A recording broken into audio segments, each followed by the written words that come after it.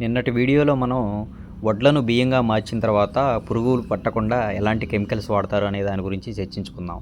ఈరోజు వీడియోలో మనం మాట్లాడుకోబోయేది అసలు వడ్లు బియ్యంగా మారేంత వరకు దాని లైఫ్ సైకిల్లో ఎలాంటి కెమికల్స్ వాడతారు అనే దాని గురించి.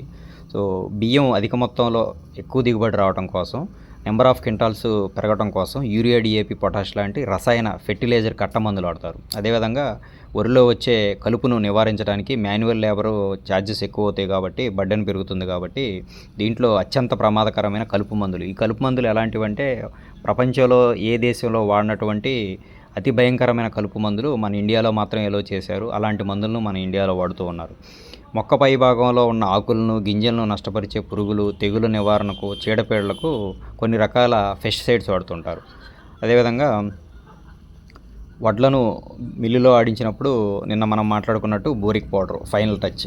సో ఇలాగా మొక్క వేరు భాగం నుంచి వడ్ల గింజల కంకి భాగం వరకు పూర్తిగా రసాయనమేమవుతుంది. ఇవే మనం రోజు తింటున్న వడ్లు కానివ్వండి, లేదంటే బియ్యం కానివ్వండి.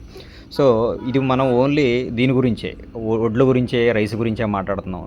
అదేవిధంగా మనం వడ్లతో పాటుగా కూరగాయలు, పండ్లు, పప్పులు ఇవన్నీ తీసుకుంటూ ఉంటాం కదా. వీటి ద్వారా వచ్చే కెమికల్స్ ఇవన్నీ మన బాడీలోకి వెళ్ళి మన ఆర్గాన్స్ని ఏ విధంగా నిర్వీర్యం చేస్తున్నాయి అనేది ప్రతి ఒక్కళ్ళు ఆలోచించాలి.